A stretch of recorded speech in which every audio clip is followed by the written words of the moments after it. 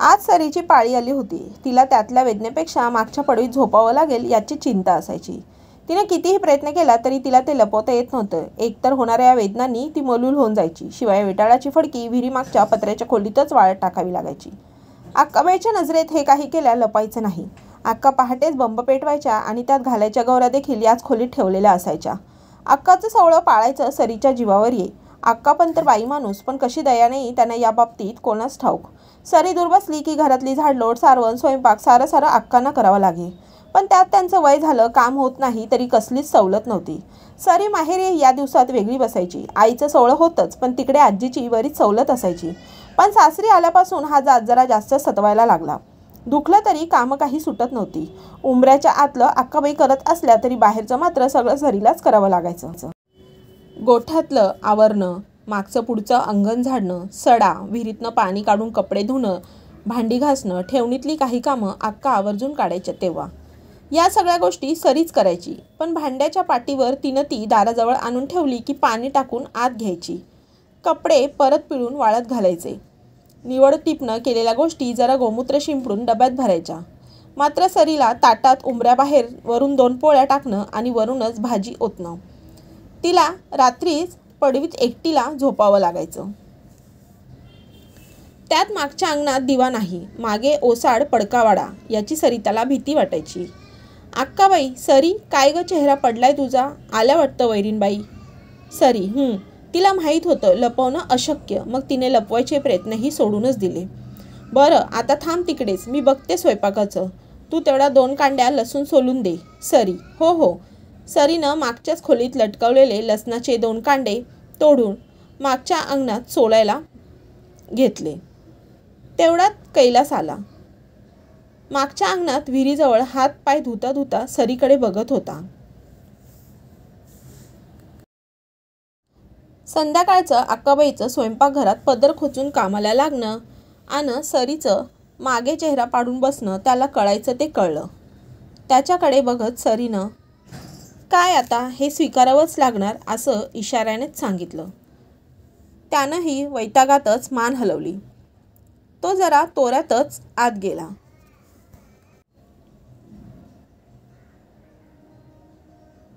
आणि भिंतीला लावलेला पाट टाकत त्यावर बसला। अक्काबाई, चहा टाकू का रे कैलास? नाही, नको, आता जेवणच करतो। काय केलंय अक्का जेवायला? अक्काबाई, अरे अजून वेळ लागेल बाबा, आता कुठे कणिक मळली, सुचत नाही रे आता पूर्वीसारखं, दम लागतो, भांडी हातातनं पडतात। अक्का, तुझाच आपला अट्टाहास, अगं करू दे की सरीलाच, तिनं हात लावलेला लसूण चालेल, भांडी घासलेली चालतात, तिनं निवडलेली डाळ वापरतेसच की, मग कशासाठी? हे सोडून दे आता। अक्कानी तवा गॅसवर ठेवला आणि वाकल्या पाणी घेण्यासाठी। तेवढ्यात अक्काचा तोल गेला, पण कैलासनं त्यांना सावरलं। इकडे काहीतरी घडलं असं वाटणं सरी दाराजवळ आली, पण आत यावं की नको या विचारात तिची पावलं तिथेच थांबली। कैलासनं तोवर अक्काबाईंना नीट खाली बसून आधार दिला होता। त्याचं लक्ष दाराआडून हे सगळं बघणाऱ्या सरीकडे गेलं, पण तसं न दाखवता कैलास, अक्का, तुला माहिती आहे का, तू हे जे काय पाळतेस त्याला आता सासूरवास करणं म्हणतात, लेकी सुनांवर अत्याचार करणं म्हणतात। त्यांना त्यांचं स्वातंत्र्य हिरावल्यासारखं वाटतं। अक्काबाईंची अवस्था कैलासच्या कुठल्याच बोलण्याला उत्तर देण्यासारखी नव्हती। पण कैलास पुढे बोलतच राहिला।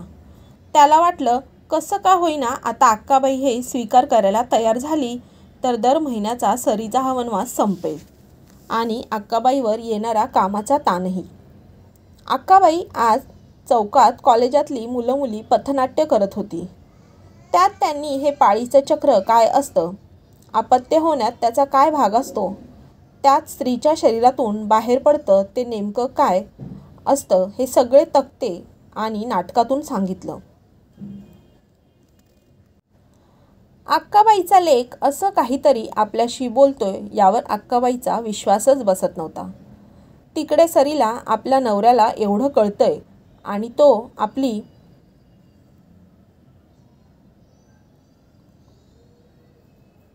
बाजू मांडतोय याचा आनंद होत होता. मध्येच डोळ्यातलं पाणी टिपत ती आतला संवाद कान देऊन ऐकत होती. अक्काबाई, तुला माहिती आहे, एखाद्या व्यक्तीशी असं अस्पृश्यासारखं वागणं, त्या व्यक्तीला तिच्या त्रासात एकटं वेगळं ठेवणं हे मानवतेला धरून नाही, असं ती मुलं म्हणत होती. आणि मलाही ते पटलं बुवा. खरं सांग अक्का, तुला माहिती आहे सरीला मागच्या अंगणात एकटीला किती भीती वाटते. त्यात तिच्या या दिवसात तिची पाठकंबर किती दुखते. त्यावर तिला खाली गोधडीवर झोपावं लागतं. मग तर विचारूच नको, ती रात्रभर कणत असते. आता अक्काबाई मान वर करून कैलासकडे प्रश्नार्थक नजरेने बघतात. न बोलताही त्यांच्याकडे बघत, तुला रे कसं माहीत हा प्रश्न. अर्थात तो सरीचा नवरा आहे आणि तो तिची काळजी घेतो हे त्या जाणून होत्या. पण इतकी ही जाणीव त्यांच्या नशिबात नव्हती नवऱ्याकडून, म्हणून आपलं जरा वाटून गेलं. अक्का, मला माहिती आहे तू सरीची किती काळजी घेतेस ते. तिला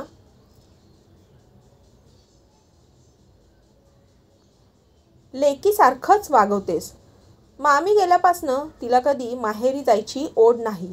बघ फक्त तिच्याशी या दिवसात असं वागणं म्हणजे तिच्या व्यक्ती स्वातंत्र्यावर घाला घालणं असं आहे, पोरं म्हणत होती. त्यावरनं वाटतं बघ.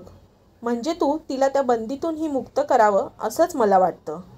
बघ म्हणजे इतकी वर्ष कधी मी त्यात पडलो नाही. निर्णयाला विरोधही तुझ्या केल्या नाही. शिवाय सरी पण कधी याबाबत तुझी तक्रार करत नाही. कारण की तिला माहीत आहे तुलाही तिची किती काळजी वाटते या दिवसात. पण अक्का हे सरीच्या त्या दिवसातल्या बंदिवासातून तिच्या स्वातंत्र्याची हाक तू ऐकावीसच. अक्काबाईंना हे सारं बोलणंच वेगळ्या जाणीवा देऊन गेलं.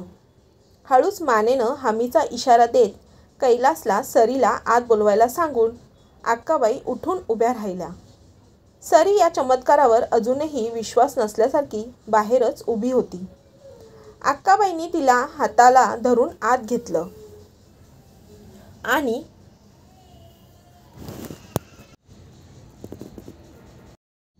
सरे, झालीच बघ मुक्त आजपासनं या बंदीशाळेतून. तुझ्या स्वातंत्र्याची हाक माझ्या या लेकानं ऐकली. गंमत अशी होती की कैलास तसा सुज्ञ, नव्या विचारांचा जाणीवा असलेला, पण आईचं मन न दुखवता बायकोची यातनं सुटका करायची कशी याचा तो मार्ग शोधतच होता. पण आज तिच्यासाठी तो या संस्थेच्या कार्यकर्त्यांनी त्याला या वाटेनं, या मोठ्या नाही पण तरीही गरजेच्या स्वातंत्र्याची हाक ऐकायला आणि तिला ते मिळवून द्यायची वाट दाखवली होती. आपली सरी 4 दिवसांच्या बंधनातूनही मुक्त झाली होती आता. मित्रांनो, तुम्हाला ही कथा आवडली असेल तर व्हिडिओला लाईक करा, शेअर करा आणि हो, माझ्या चॅनलला सबस्क्राईब नक्की करा.